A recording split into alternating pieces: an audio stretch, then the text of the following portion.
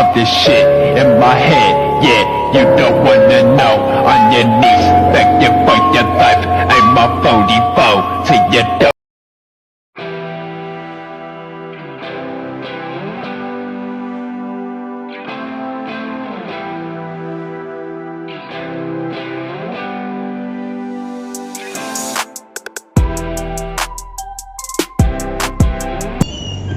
Assalamualaikum. Waalaikumsalam warahmatullahi wabarakatuh.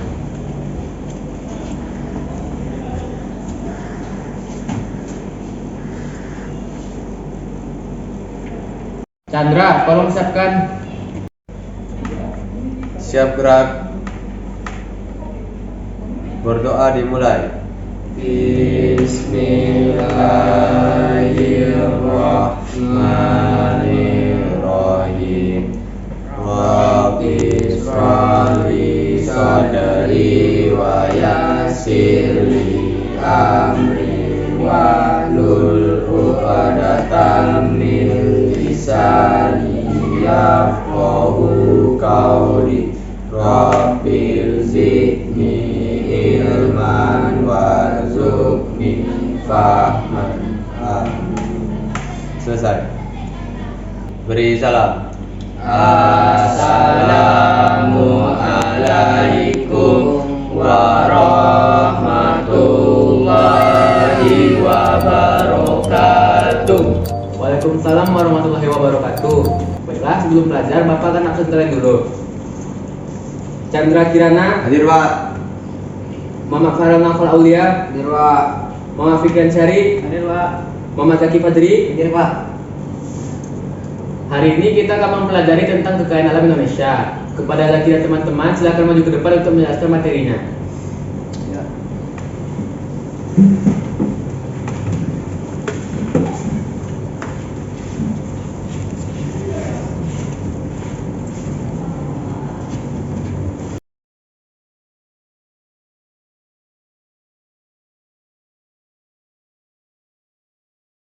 Oke, kami akan membahas tentang kekayaan alam di Indonesia. Kekayaan alam adalah kekayaan yang berasal dari alam, baik berupa benda hidup maupun benda mati, yang digunakan untuk memenuhi kebutuhan hidup manusia. Contoh dari kekayaan alam sangat banyak jenisnya, dimulai dari bidang pertambangan, yang contohnya bisa berupa besi, nikel, tembaga, dan lain-lain.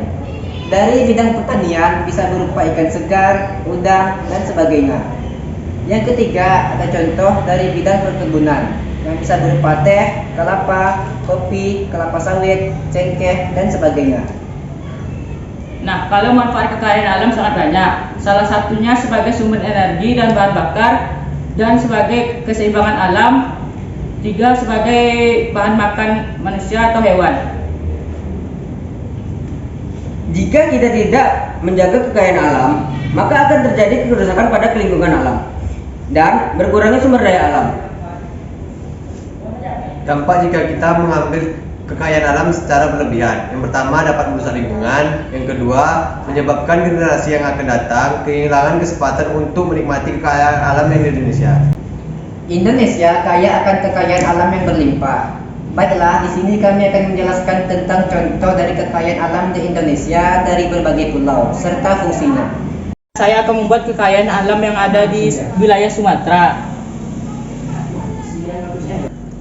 Kekayaan alam di Sumatera sangat banyak. Salah satunya kelapa sawit yang berfungsi sebagai bahan untuk membuat minyak sawit.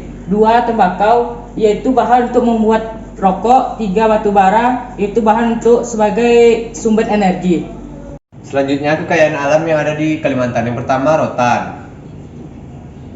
Rotan berfungsi untuk sebagai alat perabotan rumah tangga. Yang kedua, minyak bumi.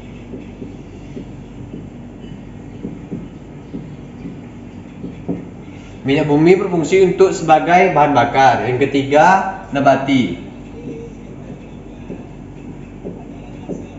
Nabati berfungsi untuk kesehatan. Baiklah, saya akan menuliskan kekayaan alam di Pulau Jawa. Yang pertama, yaitu teh. Teh adalah merupakan salah satu bahan pembuatan minuman di dunia. Yang kedua, padi. Padi merupakan bahan makanan pokok Indonesia. Yang ketiga, ikan. Ikan merupakan penghasil gizi terbaik. Baiklah. Oke, saya akan menjelaskan tentang kekayaan alam yang ada di Papua. Oke, yang pertama ada tembaga. Di Papua, tembaga merupakan salah satu penghasil terbesar di Indonesia. Fungsinya adalah untuk sebagai bahan pembuatan baku industri. Yang kedua ada kedelai. Fungsi dari kedelai adalah untuk bahan baku pembuatan tahu dan tempe. Yang ketiga ada ikan laut. Oke, yang terakhir saya akan menjelaskan tentang kekayaan alam di Sulawesi. Oke, yang pertama ada kayu manis. Fungsi dari kayu manis dapat membantu menurunkan berat badan serta mengendalikan kadar gula darah pada penderita penyakit diabetes. Yang kedua ada emas. Nah, di Sulawesi ini merupakan penghasil emas terbesar di Indonesia.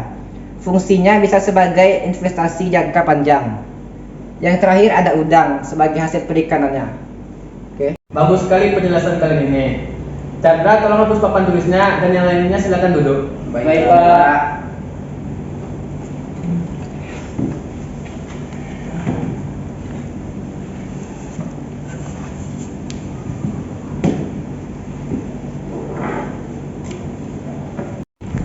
Nah, dengan kekayaan alam sebanyak itu, mulai dari emas, minyak bumi, tembaga, rotan, dan yang lainnya, bagaimana cara kalian menjaga dan melestarikannya agar tidak hilang dari Indonesia ini? Siapa yang tahu, silakan angkat tangannya. Jadi, ada banyak cara untuk menjaga kekayaan alam. Yang pertama, kita perlu mengelola sawah dan ladang dengan baik. Yang kedua, kita perlu melakukan pembudidayaan. Bisa seperti melakukan reboisasi dan sebagainya. Yang ketiga, kita tidak boleh melakukan perusakan terhadap lingkungan. Yang keempat, kita bisa menjaga kelestarian hutan. Sekian, Pak. Nah, bagus sekali Zaki. Benar kata Zaki tadi. Kita harus melakukan pembudayaan dan reboisasi agar kekayaan tersebut tidak hilang. 100 buat kamu Zaki.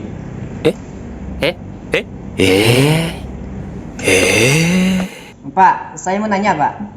Kan Pulau Sulawesi ini penghasil emas terbesar di Indonesia.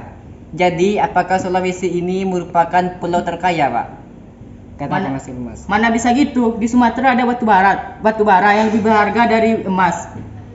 Harga apanya batu bara tuh? Harga jual yang tinggi.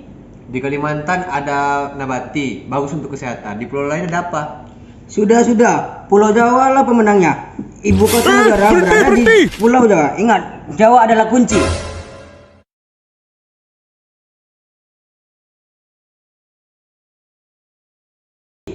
Mana bisa gitu?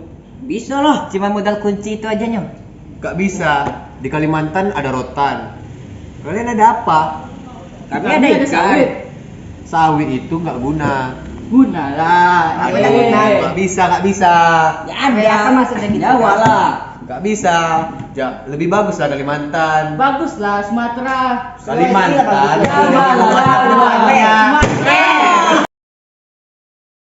Cukup, hentikan kalian. Maaf, Pak. Apakah kalian tahu semua yang Bhinneka Tunggal Ika? Semua yang Bhinneka Tunggal Ika adalah semua negara kita, yang berarti walaupun berbeda-beda tetap satu jua. Walaupun kekayaan alam Pulau Sulawesi berbeda dengan Pulau Sumatera dan kekayaan alam Pulau Jawa berbeda dengan Pulau Kalimantan, hal itu tidak usah menjadi bahan perpecahan di antara kita. Walaupun kita berbeda agama, ras, suku bangsa, dan yang lainnya, kita tetaplah satu bangsa, yakni bangsa Indonesia. Ingat, bersatu kita teguh, Bercerai kita runtuh. Sekarang marilah kita saling bermaaf-maafan.